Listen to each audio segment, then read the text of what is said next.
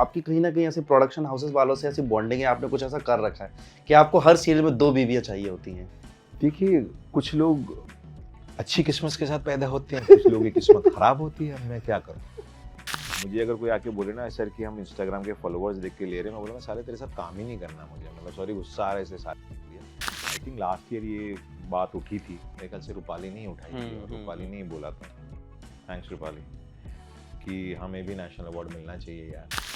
Sir TV industry से आजकल एक मांग उठ रही है कि अवार्ड्स बनाए जाएं, जैसे नेशनल फिल्म अवार्ड मिल जाते हैं, टीवी के लिए कभी अवार्ड्स नहीं मिलते हैं। आप लोग 20-20 साल से काम कर रहे हैं, आपको पब्लिक जानती है, पब्लिक पहचानती है, लेकिन कहीं ना कहीं मन में एक टीस रहती है कि ये अवार्ड हमें भी मिलना चाहिए, हमें भी कभी राष्ट्रपति प्रधानमंत्री बिल्कुल अवार्ड दें।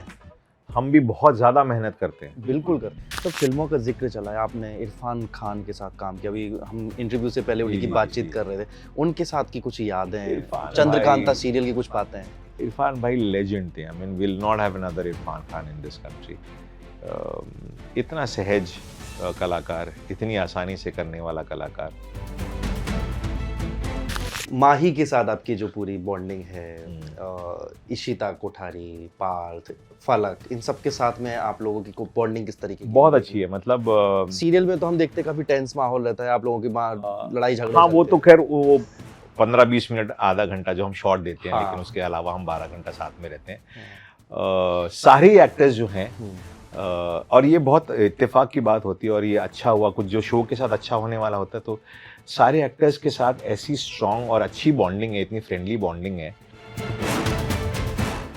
मेरे साथ मौजूद है एक बेहद अच्छी हस्ती, जब भी पर्दे पे आती हैं आप लोगों को हंसाती हैं, कभी आपको डराती हैं, और अपने नए नए किरदारों से हर वक्त खुश कर देते हैं। मेरे सामने मौजूद है वकार शेख, जिनको अभी आप सहर होने को सीरियल में देख रहे हैं। इससे पहले भी कई सारे ऐसे सीरियल्स हैं, मूवीज है, जिनमें आपने उनको देखा होगा, शायद पहचान नहीं पाया होगा, लेकिन मैं कहूँ तो पहचान तो पाया होगा, क्योंकि सर आज भी सेम टू सेम है।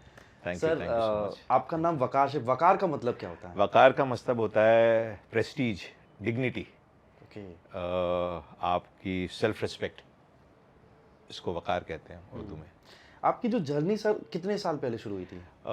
जर्नी शुरू हुए बहुत टाइम हो गया यार, अगर मैं बताना शुरू करूं तो कुछ लोगों के सामने ये पोल खुल जाएगी कि मैं कब से काम कर रहा हूं, लेकिन आई एम श्योर मेरी ऑडियंस मुझे मेरे पहले शो से काम बहुत पसंद कर रही है, क्योंकि मुझे पहले शो में बेस्ट डेब्यू का अवार्ड मिला था, और उसके बाद काफ़ी अवार्ड्स मिले, तो मैं पहले शो से ही मतलब लोग मुझे पसंद करने लगे थे, प्यार करने लगे थे। तो हो गए 2 दशक तो हो ही गए हैं, उससे ज़्यादा ही हो गया। 2 दशक। अभी आप सहर होने को है सीरियल में है, काफ़ी आपका अहम किरदार है, ये आपका ग्रे शेड है। हाँ, एंटेगनिस्ट है, ग्रे शेड है। इसमें आप लगातार अपनी बेटी है, आपकी जो पत्नी है, उनके ऊपर अत्याचार कर रहे हैं। ये जब आपको रोल मिला तब आपने नहीं सोचा था कि ये रोल मुझ पे सूट करेगा कि नहीं करेगा, ऑडियंस क्या कहेगी, घर वाले क्या कहेंगे? जहाँ तक, पहले मैं थोड़ा रिवर्स में जवाब देता हूँ। घर वालों का सवाल है तो घर वाले मेरे काम में इंटरफेयर नहीं करते। ओके।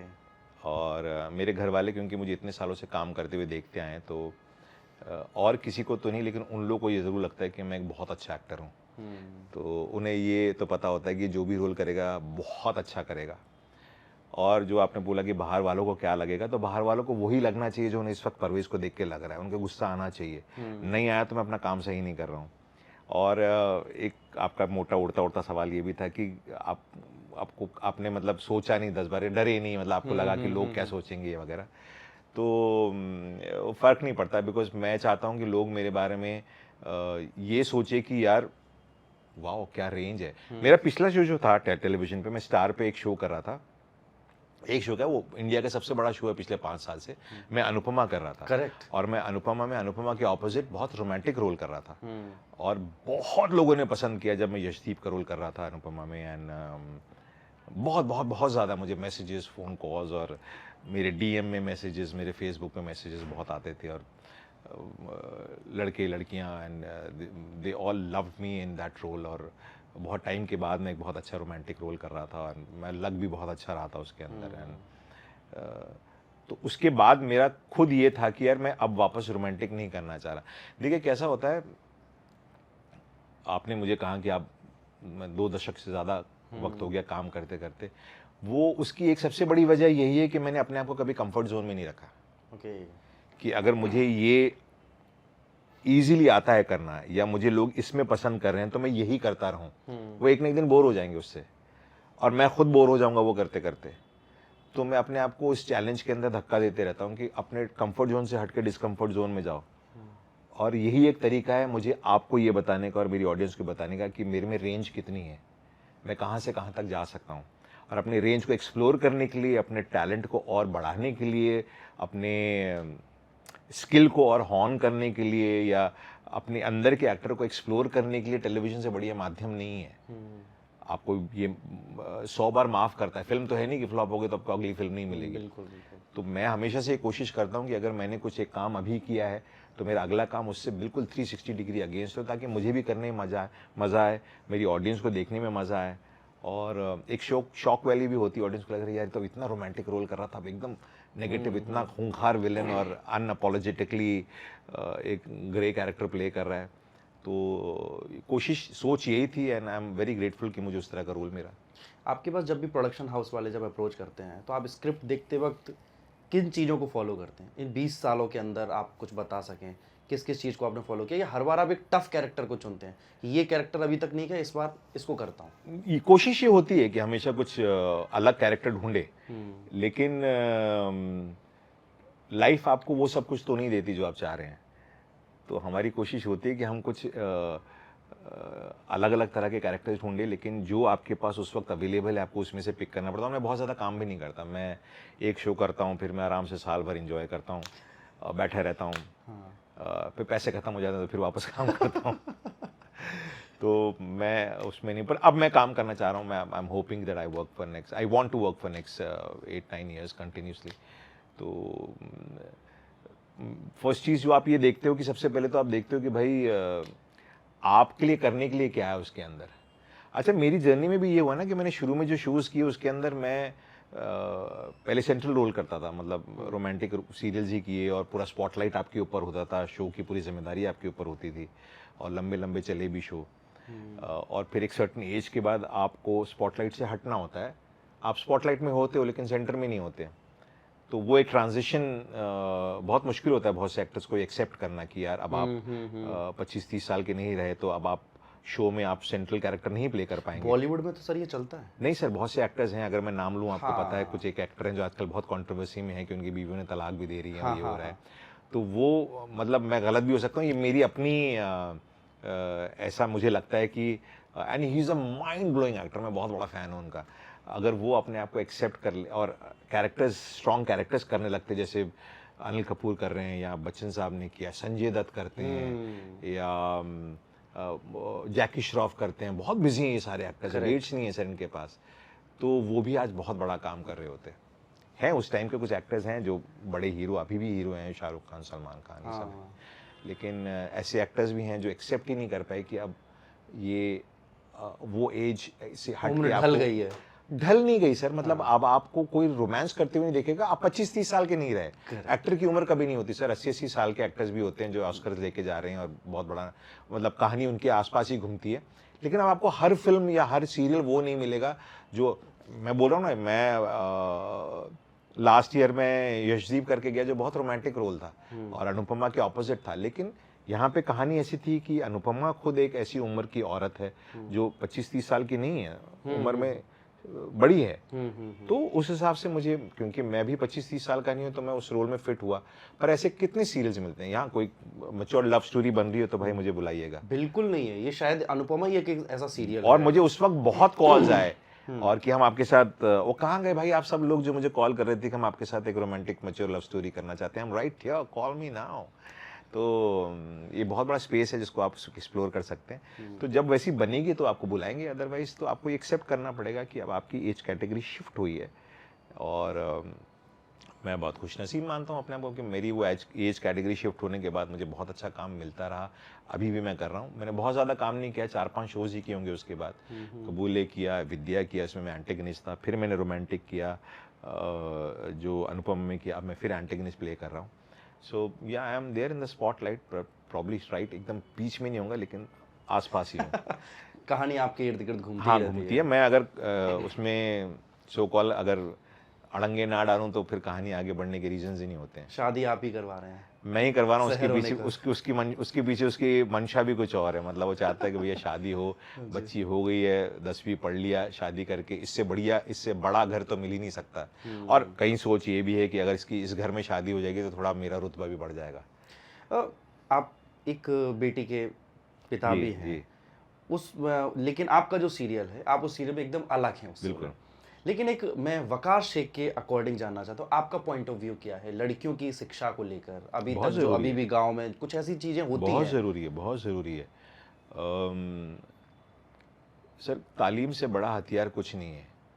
और मैं हमेशा एक बात बोलता हूँ कि आपको एजुकेशन और नॉलेज दोनों में फ़र्क पता होना चाहिए।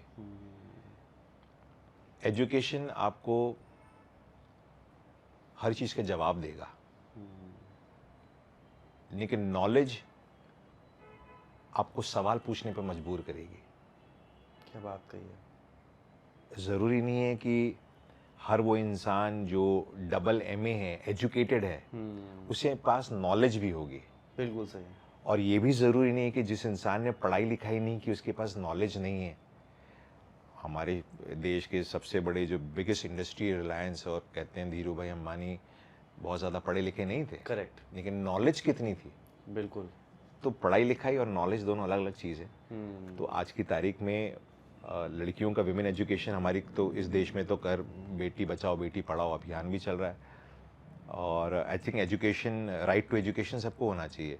और आई थिंक अब वी टॉकिंग अबाउट 2026 में बात कर रहे हैं यार हम लोग तो। बट अब तो छोटी जगहों में, छोटे शहरों में, BC सेंटर्स में भी ये इस चीज़ को लोग अवेयर हो गए हैं कि लड़का हो या लड़की पढ़ाई बहुत ज़रूरी है। और जो नहीं पढ़ा रहे हैं भैया, हम उनसे ये कहेंगे पढ़ा लो बेटा अपनी बेटियों को, वरना आप भी बहुत पछताओगे और वो बेटियां आपको बाद में कोसेगी। और अब तो खैर एजुकेशन बच्चियों का फ्री भी हो गया, बच्चों का भी आई थिंक फ्री है 10th तक। और छोटी छोटी जगहों में भी स्कूल कॉलेजेस आ गया। और बहुत ज़रूरी है आज की तारीख में, जिस एज में हम लोग जी रहे हैं उसमें बेसिक एजुकेशन के साथ साथ वोकेशनल एजुकेशन भी देना बहुत ज़रूरी है बच्चों को। और आई थिंक बहुत ये चीज़ हमारे देश में काफ़ी जगहों पर अब आ गई है और लोग इस चीज़ को लेके अवेयर हो चुके हैं और पढ़ा रहे हैं अपने बच्चियों को। सेट पे किस तरीके का माहौल रहता है सर आपके साथ में? सबसे सीनियर आप ही हैं? Correct? नहीं नहीं, दीपक जी हैं। जी जी जी, करेक्ट। और कुछ हैं जो आसपास इक्का दुक्का साल आगे पीछे के होंगे। हाँ हाँ हाँ। हालांकि परवेज़ बहुत ज़्यादा ख़तरनाक, डेडली और गुस्से वाला है, मारधार करने वाला है, लेकिन सबसे ज़्यादा मजाक करने वाला सेट पे इंसान वकार शेख ही है। मतलब अगर आपने बिहाइंड द सीन शूटिंग करते हुए हमें देख लिया तो आप विश्वास नहीं करोगे कि यार ये कैसा है। But that's the whole fun of it. आप डेली सोप जब करते हो तो अगर उसके अंदर आपकी लाइफ में ह्यूमर नहीं है, रोज़ के रोज़ आप मुझे बताइए, रोज़ सुबह 9 बजे से रात के 9 बजे तक उन्हीं 15 लोगों के साथ, 10 लोगों के साथ एक ही जगह जाके आप काम कर रहे हो, आप कैसे कर पाओगे अगर आप एकदम संजीदा किस्म के इंसान हो या आपने अपने कैरेक्टर को बहुत ज़्यादा सीरियसली ले लिया। बिल्कुल। तो हंसी मजाक तो बहुत ज़रूरी है भाई, मेरे लिए तो बहुत ज़रूरी है। मैं स्ट्रेस में आ जाएगा इंसान, बहुत स्ट्रेस में आ जाएगा, आप काम ही नहीं कर पाओगे, आपको तो BP, शुगर और एंग्जाइटी की प्रॉब्लम शुरू हो जाएगी। क्यों? आप बहुत गुस्से वाला कैरेक्टर प्ले कर रहे हैं, तो आप 24 घंटे गुस्से में रह नहीं सकते। तो मैं तो बहुत लाइट बना के रखता हूँ माहौल को। और अगर आप मेरे को एक्टर्स के साथ इंस्टाग्राम पे रील्स वगैरह भी देखा मैंने आपका नच पलिए वाला जो एक सब वीडियो। फन। हाँ, मतलब उस दिन हम ऐसे बैठे, हमने वो किया, वो ट्रेंडिंग रील थी। तो बोले क्या करें, इसका टाइटल कुछ सजेस्ट करो यार वकार। तो मैंने कहा इसका लिखो कि नच बनिए कि ऑडिशन लीक हो गया। वो वायरल भी हो गया, लोगों ने। अच्छे मेरे कुछ दोस्तों ने मुझे फ़ोन करके भी बोला यार वकार तू नच बलिए करे, गुड, तुझे 2-4 साल पहले ही कर लेना चाहिए थे, इस साल हम पूरा देखने वाले हैं। मैंने कहा अरे भाई ऊपर पढ़ लो यार, ये तो खाली कैप्शन लिखा है, ऐसा कुछ है नहीं। ओके, माही के साथ आपकी जो पूरी बॉन्डिंग है, इशिता कोठारी, पार्थ, फलक, इन सब के साथ में आप लोगों की बॉन्डिंग किस तरीके की? बहुत अच्छी है। मतलब सीरियल में तो हम देखते हैं काफी टेंस माहौल रहता है आप लोगों की, लड़ाई झगड़े हाँ, वो चलते तो हैं। खैर वो 15-20 मिनट, आधा घंटा जो हम शॉट देते हैं, लेकिन उसके अलावा हम 12 घंटा साथ में रहते हैं। सारे एक्टर्स जो हैं, और ये बहुत इत्तेफाक की बात होती है और ये अच्छा हुआ, कुछ जो शो के साथ अच्छा होने वाला होता है तो सारे एक्टर्स के साथ ऐसी स्ट्रॉन्ग और अच्छी बॉन्डिंग है, इतनी फ्रेंडली बॉन्डिंग है। ये 3-4 नाम ही नहीं जो आपने लिया, उसके अलावा भी जो बेजाद है उसके साथ बहुत अच्छी बॉन्डिंग है। फिर जो नाजिमा का रोल करती है निधि, उसके साथ बहुत अच्छी बॉन्डिंग है। जो फातिमा का रोल करती है नीलोफर जी, उनके साथ बहुत अच्छी बॉन्डिंग है। तो जितने हम ये 8-10 कलाकार जो मेन कैरेक्टर्स हैं, सब में बहुत बढ़िया बॉन्डिंग है। आप ताज्जुब करोगे अगर सेट पे आके देखोगे तो। Everybody is very friendly, very nice, और मोस्टली हम लोग सिर्फ खाने की बातें करते हैं कि कौन क्या लाया, कौन क्या लाया, आज कल के दिन कौन लाने वाला है।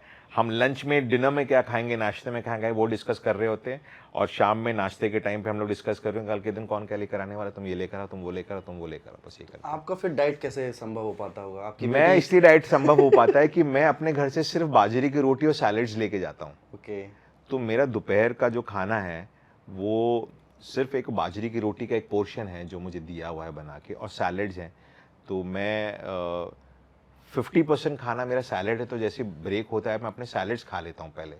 उसके बाद मैं अपनी बाजरे की रोटी को बिल्कुल चूर के उसके ऊपर दाल सब्जी, जो दो बीवियाँ हैं तो कुछ तो फ़ायदा हो इन चीज़ों का, तो वो खाना लेकर आती हैं। और बहुत स्वीट है दोनों। और मैं अपना पोर्शन कंट्रोल करता हूँ। ओके। और मैं अपना डिनर भी जो है वो 7 बजे तक ख़त्म कर लेता हूँ। 7 बजे then I call for something, या तो ग्रिल्ड चिकन या सैलेड्स वैलेड्स हो, फिर हम लोग सब वो खा लेते हैं। तो मेरे साथ साथ कुछ और भी 1-2 एक्टर्स हैं जिन्होंने ये। आपने बड़ा अच्छा जिक्र कर दिया। मुझे पता लगा कि आपकी कहीं ना कहीं ऐसे प्रोडक्शन हाउसेस वालों से ऐसी बॉन्डिंग है, आपने कुछ ऐसा कर रखा है कि आपको हर सीरियल में 2 बीवियाँ चाहिए होती हैं। देखिए, कुछ लोग अच्छी किस्मत के साथ पैदा होते हैं, कुछ लोगों की किस्मत ख़राब होती है। अब मैं क्या करूँ? I am born with the good Fortune, what can I से, आई मीन नथिंग एल्स। तो आपके घर में जो मैम हैं, जो बेगम जी हैं, वो कभी कुछ कह दी, ताने मारती हैं क्या? हमारी बेगम शबनम जो हैं, उन्होंने हमने जब ये सीरियल साइन किया तो हमने उनसे कहा कि, मैं कहा शबनम देख रही हो तुम, इससे पहले भी 2-3 सीरियल्स में हमारी 2 बेगमें थी, इसमें भी 2 हैं। तो नेचर आपको एक कुछ सिग्नल देने की कोशिश कर रहा है। हाँ। उसने बोला सिग्नल वीक करो वरना तुम वीक हो जाओगे। मतलब क्या बोला, हर जगह आप कबूल कबूल है, कबूल है, कबूल है, एक बार बोलना था, आप बार-बार बोल रहे हो हर यार सीरियल क्या में। करें यार, मतलब मुझे ऐसा लगता है कि जब भी शो लिखा जाता है उसमें बोलता है कि इस कैरेक्टर की 2 बीवियां, मतलब वकार को बुला लो, 2 बीवी एक्सपर्ट है वो ही हैंडल करेगा। और मुझे काफी लोगों ने बोला तुम तो बड़े लकी हो ना, 2-2 बीवियां। मैंने कहा भाई 2-2 बीवियां हमने घर में नहीं रखी, सेट पर है, शो में है। और ये तुम देख के खुशी हो रही हो, जिस दिन तुम्हारी जिंदगी में 2 बीवी आ गई ना बेटा, तो तुम रो रहे होगे, उस दिन परेशान हो जाओगे। हाँ बिल्कुल। सर, एक सवाल ये रहेगा कि आज के जो नए युवा वर्ग जो आ रहा है इस एक्टिंग फील्ड में, आपको 20 साल पूरे हो चुके हैं, ज्यादा ही। आज का जो युवा है, पहले तो इंस्टाग्राम तो वगैरह कुछ था ही नहीं। आप लोगों का तो काम था वो सीधे टीवी पर्दे पे दिखाई देता, तब आप लोगों को दूसरा काम मिलता था या आप कई सारे ऑडिशंस देने पड़ते थे। आजकल तो इंस्टाग्राम के थ्रू भी आपको देखा कि ये ठीक लग रहा है, इसको ले लिया जाए। बहुत सारे ऐसे लोगों की कास्टिंग हुई, मूवीज तक में कास्टिंग हो चुकी है। ये सब चीजों को देख करके आपके माइंड में क्या फीलिंग्स आती है, क्या थॉट्स आते हैं? आपने बहुत अच्छा मुझसे सवाल पूछा, और आई एम हैप्पी कि आपने मुझसे पूछा कि ये इंस्टाग्राम के फॉलोअर्स देख के कास्टिंग होती है। मुझे अगर कोई आके बोले ना सर कि हम इंस्टाग्राम के फॉलोअर्स देख के ले रहे हैं, मैं बोलूँगा तेरे साथ काम ही नहीं करना मुझे, मतलब सॉरी गुस्सा आ रहा है इसलिए लिया। तो आप मुझे अगर मेरी काबिलियत से की वजह से नहीं बुला रहे हो ना, और मेरे फॉलोअर्स की वजह से बुला रहे हो, तो मुझे आपके साथ काम ही नहीं करना गुरु। आप नल्ले इंसान हो, आप मुझे मेरे टैलेंट के हिसाब से बुलाइए ना यार, मेरा क्वांटम ऑफ वर्क देखिए, मैंने क्या क्या काम किया आप वो देखिए, और फिर मुझे बुलाइए। तो मुझे तो आप एज अ मेकर ही खराब लग रहे हो। मुझे एज अ मेकर अपने फॉलोअर बता दो, तब मैं आपके साथ काम करूंगा। फिर बिल्कुल, आप मुझे किस लिए बुला रहे हो? आप मुझे परफॉर्म करने बुला रहे हो, कैरेक्टर को जीने के लिए बुला रहे हो, तो आप मेरी काबिलियत तो देखिए, आप मेरी कैपेबिलिटीज तो देखिए, आप मुझे उस पर परखिए, मेरा लुक टेस्ट लेके, मेरा स्क्रीन टेस्ट लेके, कि मैं वो आपको डिलीवर कर पाऊंगा या नहीं कर पाऊंगा। और लोग बोलते हैं यार 4 मिलियन फॉलोवर्स हैं, क्या हुआ उन फॉलोवर्स का सर, उन शोज का क्या हुआ, आप बताइए। 2 महीने 3 महीने में thank you tata bye bye हो गया। करेक्ट। ये फॉलोवर्स हैं सर, ये फैन नहीं है। इनमें से कोई इंसान आपके लिए 50 रुपए देके टिकट विंडो पे जाके पैसे देके टिकट नहीं लेगा आपकी पिक्चर के। बिल्कुल। फैंस वो होते हैं जो आपके लिए ना लाइन में रात से खड़े होकर सुबह आपकी पिक्चर के टिकट लेंगे 500 रुपए की। यहां पे तो एक बटन दबा और फॉलोअर बन जाते हैं। फॉलोअर फैन में बहुत फर्क होता है। 4 मिलियन फॉलोअर्स के ना शोज 4-4 महीने नहीं चले हैं। बिल्कुल। और हमें तो ये रेस बहुत बाद में समझ में आई है कि यार ये सब कुछ होता है। हमने तो बहुत लेट शुरू किया, तो हम तो बहुत ही पीछे हैं, लेकिन उसका अफसोस नहीं है हमें हमारा काम जो है वो अगला काम ला के देता है। हमारी परफॉर्मेंसेज हैं जो हमें अगले शो के लिए अपने आप को विदाउट पिच किए हुए भी काम मिल जाता है। और शुरू से ऐसे ही काम किया। पहले तो जैसे यू राइटली सेड, कोई सोशल मीडिया वगैरह नहीं था, कुछ नहीं था।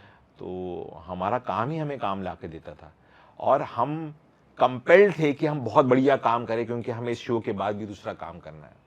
आज आपको पता है कि यार मेरे पास 2 मिलियन फॉलोअर्स हैं, ये शो बंद भी हो गया तो मुझे कोई दूसरा शो देगा, लेकिन अब ये चीज़ मेरे ख्याल से कम हो रही है कुछ टाइम लेके।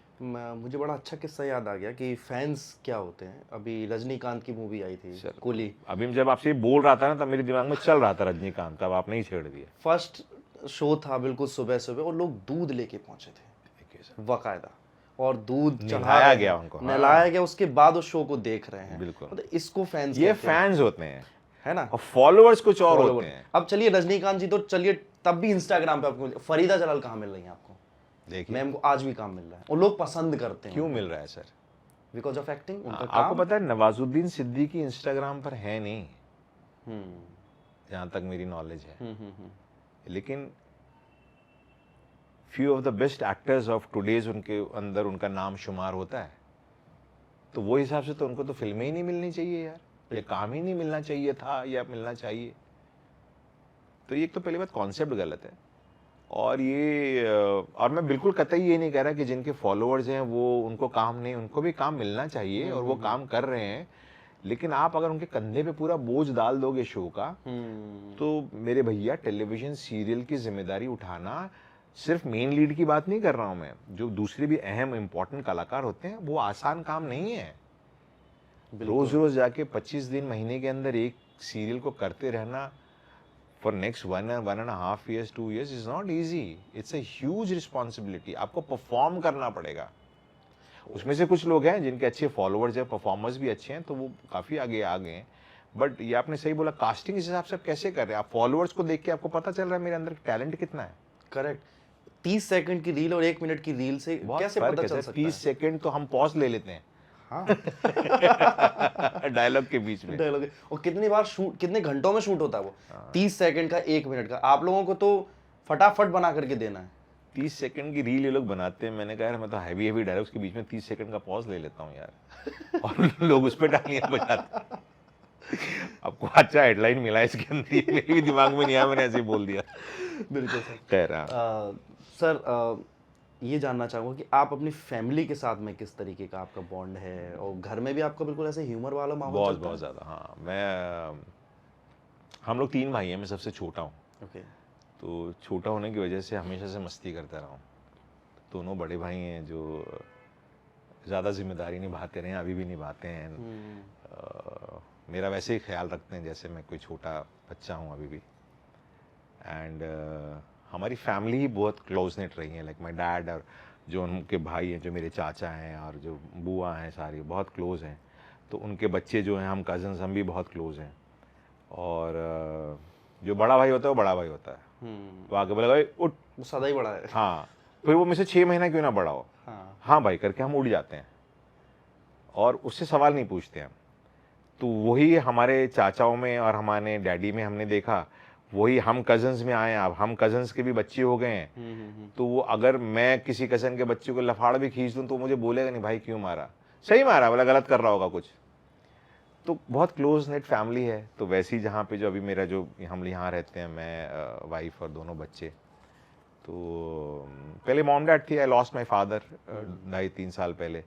मॉम मेरी अभी मेरी होम टाउन चले गई हैं, भाई के साथ हैं। तो यहाँ पे अभी मॉम तो है नहीं, तो शबनम में ज़ोया अयान हम रहते हैं, और जो डे ऑफ मिलता है मस्ती करते हैं, खाना खाने बहुत जाते हैं। अपने व्लॉग्स बनाते हैं, हमारा व्लॉग का एक चैनल है उसके ऊपर, जिस पे हम ट्रैवल भी करते हैं, खाना भी खाते हैं, कभी मैं शहर का व्लॉग भी डालता हूँ। फिर मेरा एक और चैनल है जो मैंने एक्चुअली अनुपमा के बाद 8 महीना काम नहीं किया, जबकि मुझे बहुत सारे शोज़ आए सारे चैनल से, बहुत अच्छे रोल्स और पैसा भी अच्छा था, लेकिन पता नहीं मैं क्यों मना करता था, क्योंकि मुझे अपना खुद का कुछ क्रिएट करना था। तो मैंने अपना एक खुद का फिक्शन शो क्रिएट किया जिसका नाम है जुगाड़बाज, और मैंने एक अपना चैनल है वाटर विलेज स्टूडियोज़, उसके ऊपर वो बना के डाला है। तो वो अभी चल रहा है, एवरी फ्राइडे मैं उसके ऊपर नया एपिसोड डालता हूँ। तो मैंने लास्ट ईयर 33 एपिसोड उसके शूट किए, जिसका story, screenplay, dialogue, direction, camera, editing 50% सब मैंने करी है। और फिर उसमें मेरे बेटे ने उसको बाद में एडिट किया पूरा। मेरी बेटी उसकी पूरी क्रिएटिव है।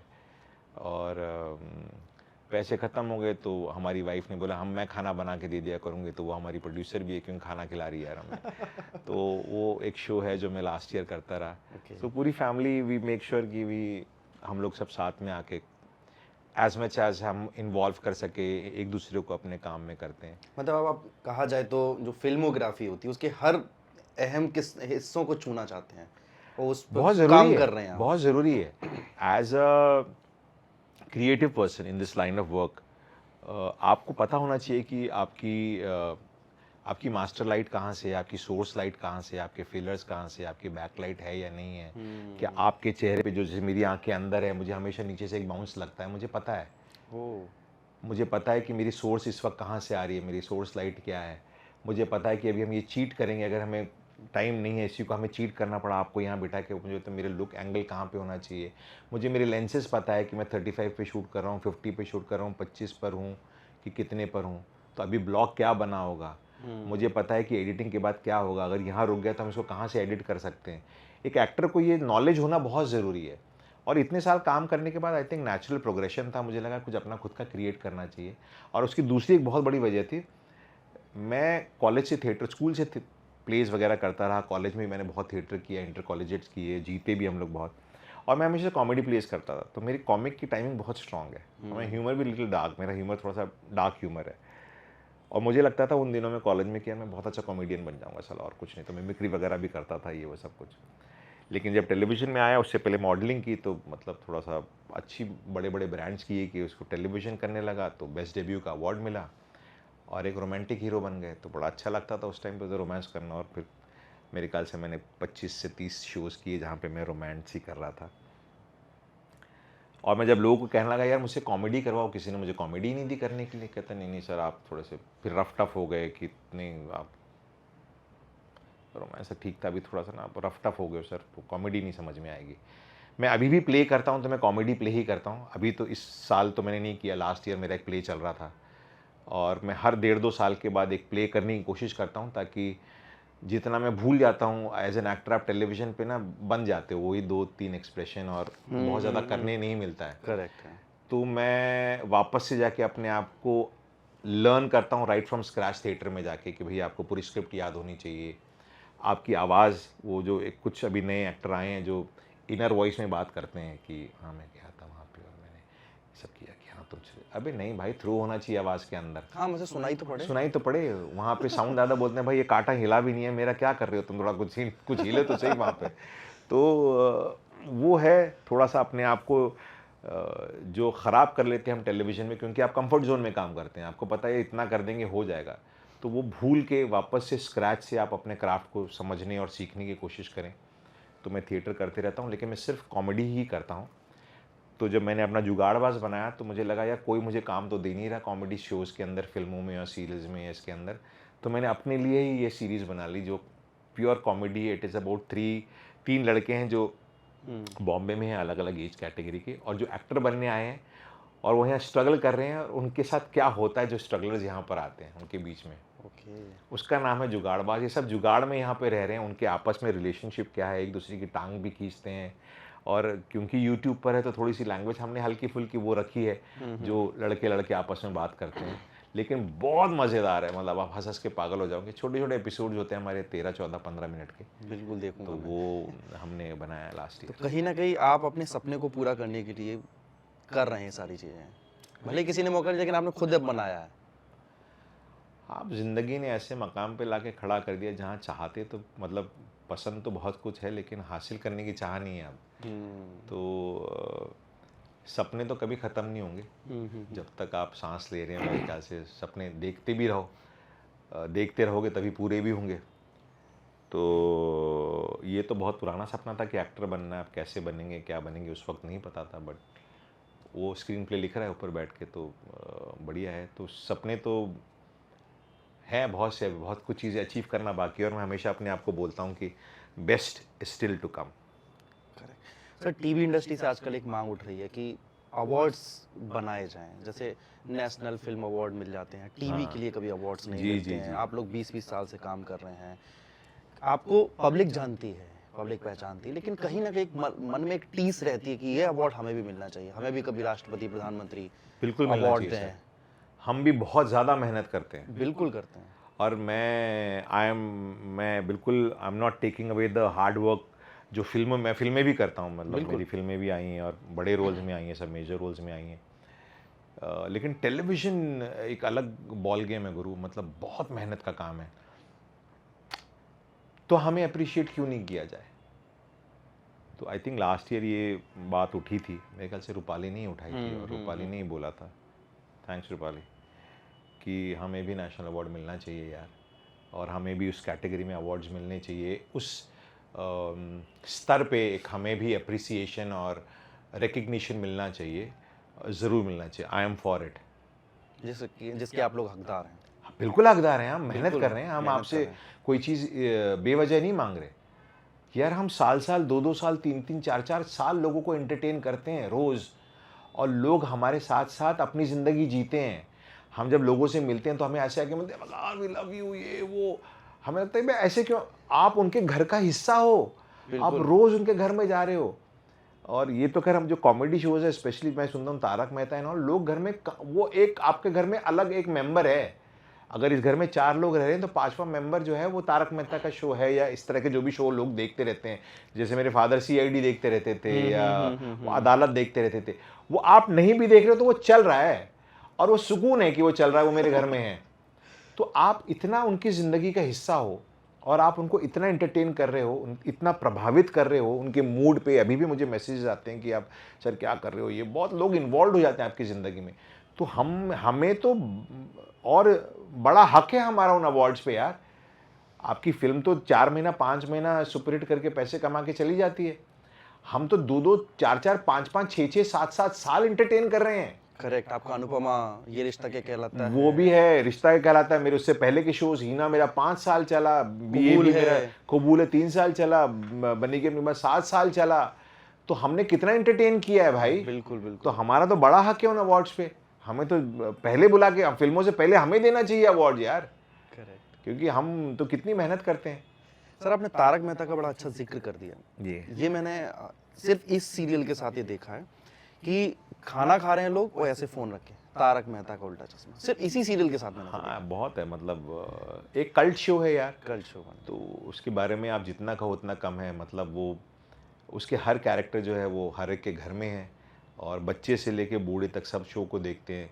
तो यही एक बेसिकली की होती है एक शो को सक्सेसफुल बनाने की, लोग आपके किरदारों के साथ ऐसा जुड़े कि अगर आज आपसे ना मिले या ना देखे तो उनको लगता है दिन शुरू ही नहीं हुआ, या ख़त्म ही नहीं हुआ, या पूरा नहीं हुआ।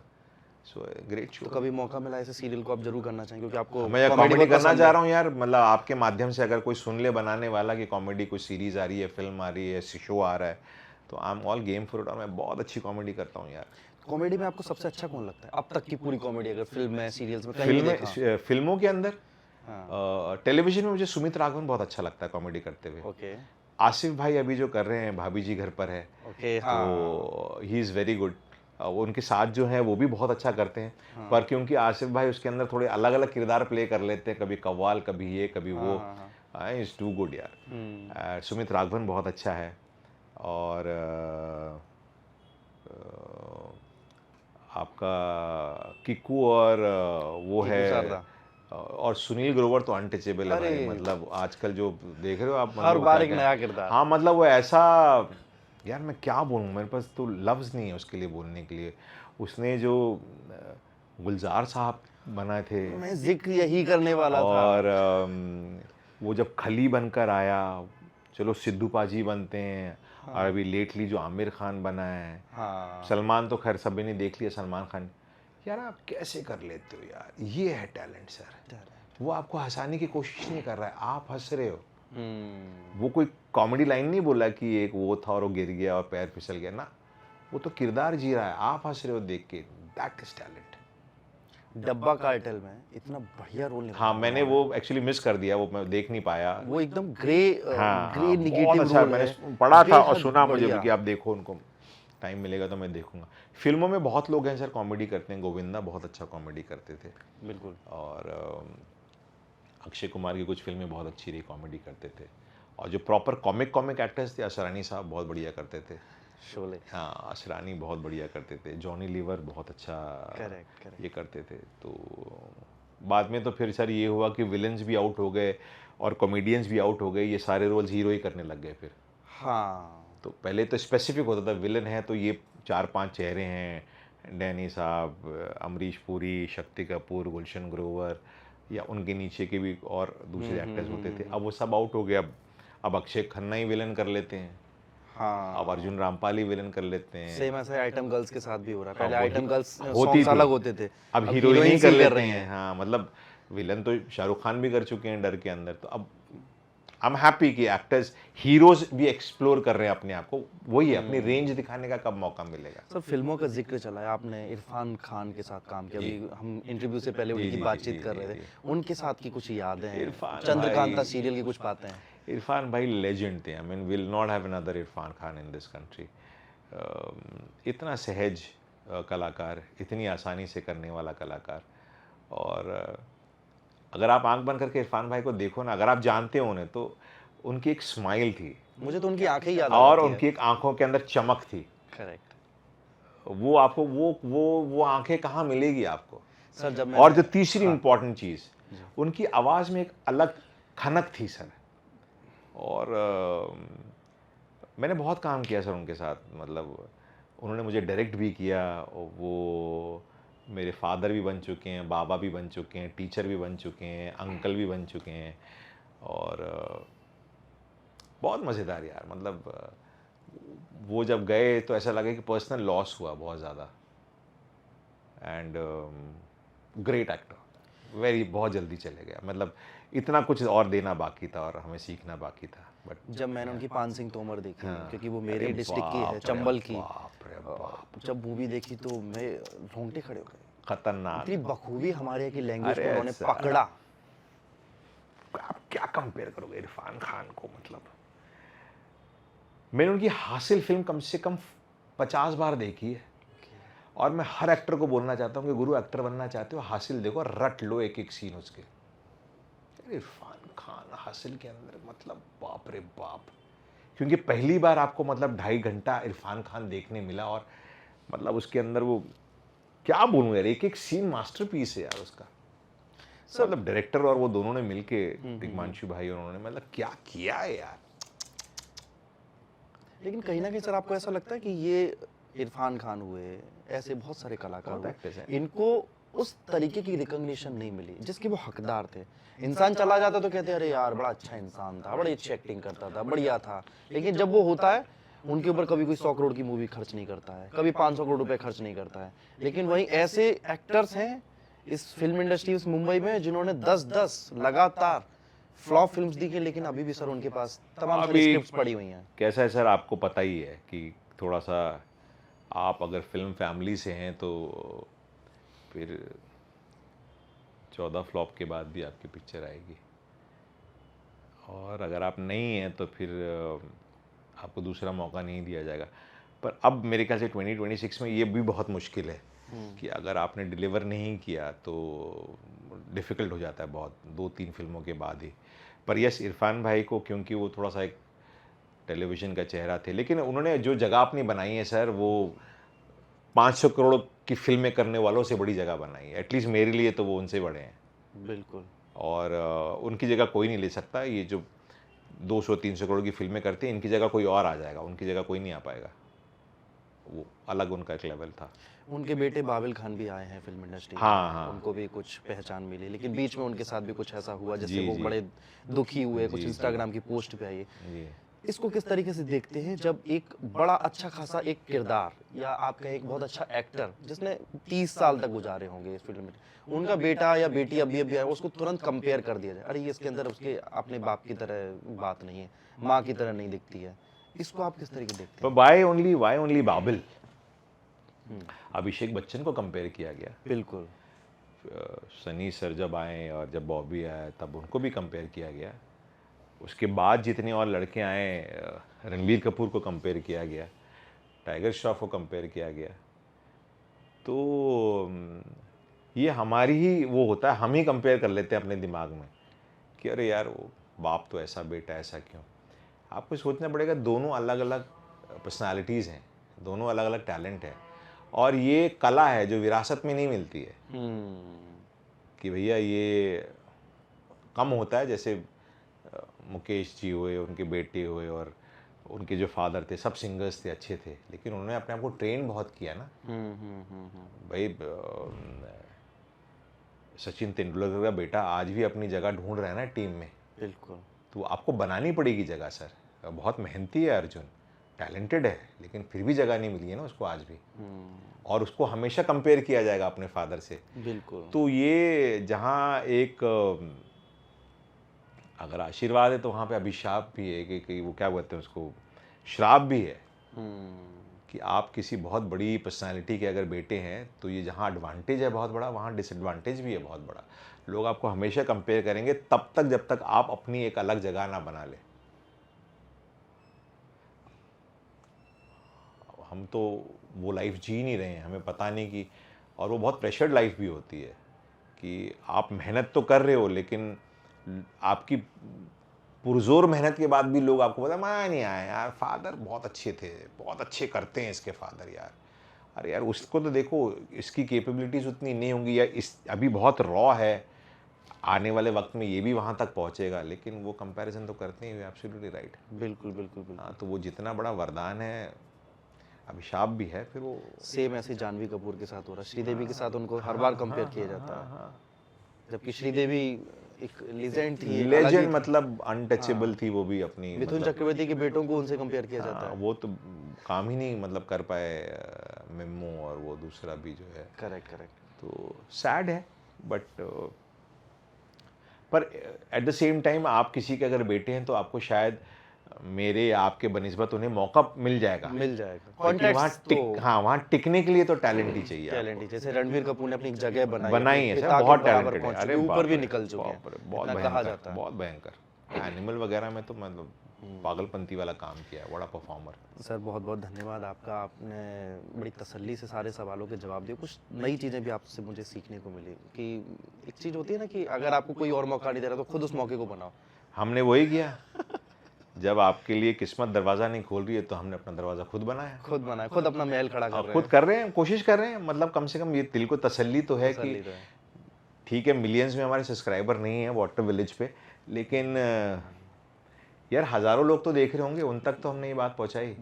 और अभी तो एपिसोड चल रहे हैं, दूसरा सीज़न करेंगे, तीसरा सीज़न करेंगे, शायद कभी ना कभी कोई एपिसोड हमारा भी बहुत वायरल होगा या लोगों तक पहुंचेगा, तो ये चीज़ भी पहुंचेगी, कारवा बढ़ता रहेगा। और इसी के माध्यम से शायद कोई देखेगा, बोलेगा यार बहुत बढ़िया करता है यार, बुला लो, तो पता चला हमारा वो भी उस बड़े स्क्रीन पे या कोई शो में कॉमेडी करने का हमें भी कोई समझ में आएगा। किसी को नहीं यार कॉमिक भी अच्छा करता है तो बुला लेगा। करेक्ट वकार जी, हम आपको कई सारे किरदारों में देख चुके हैं, बहुत सारे आपको रूप देखे हैं। कॉमेडी का रूप अब जो आप दिखा रहे हैं यूट्यूब पे, सोशल मीडिया पे, वो भी हम लोग जरूर देखेंगे। प्लीज़ देखिएगा। Thank you so much. Thank you.